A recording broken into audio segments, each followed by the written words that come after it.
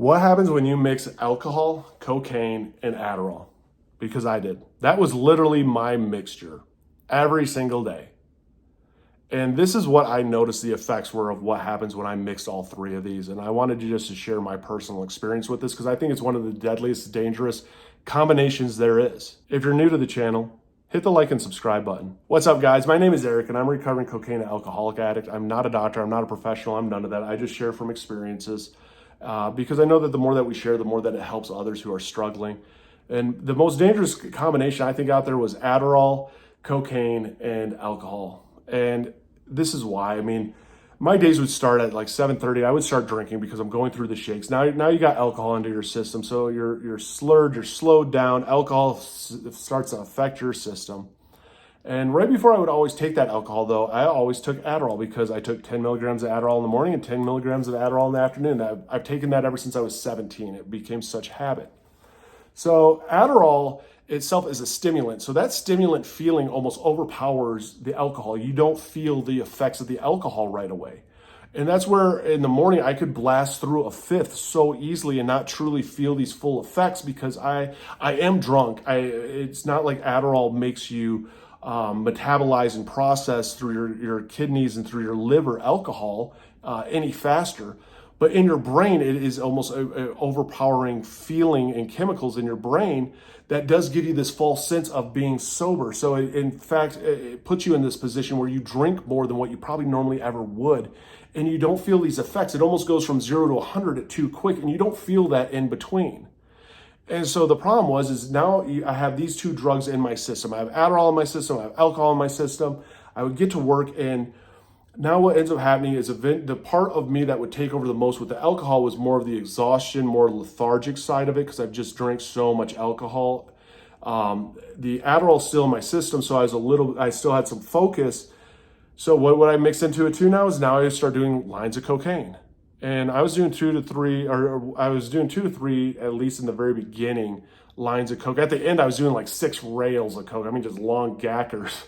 And that all of a sudden would like give me the feeling of sober up, and now I'd have energy and I'd have focus, but I'd still have the alcohol in my system. I would literally start my day that way, and these chemicals are all working against each other.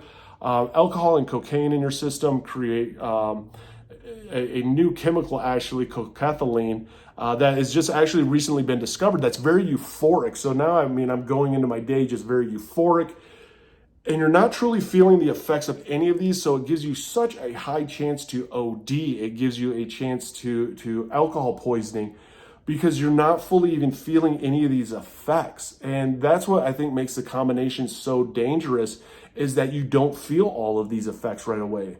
You feel the focusedness, the side of Adderall, of the excitement and driven side of you. The cocaine is giving you this big mood energy, mixing with this alcohol, giving you the euphoria, and the alcohol giving you just this no fucks given combination in life. And this is what really led me down to a really dark path of destruction. And it sounds fun and it sounds cool to the non-addicts, and they're like, oh my God, it sounds like an amazing day. No, it's not, because guess what? It's a ton of money. You're nobody likes you. You're a horrible human being. You're lying, you're cheating, manipulating, you're stealing from people.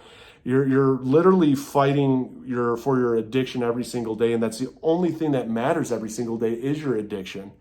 And that's the hard part for those that are out there struggling with some of these addictions, is there's so many people that don't get what it's like. As we as an addict, we can't just have one. We have to have it all. And we will blow through that bag like no other and get another bag and just keep going until we die. I mean, an addict, essentially, we would sit there and just use nonstop if we could until we die. Thankfully, a lot of times we pass out first. But that is the obsession of addiction.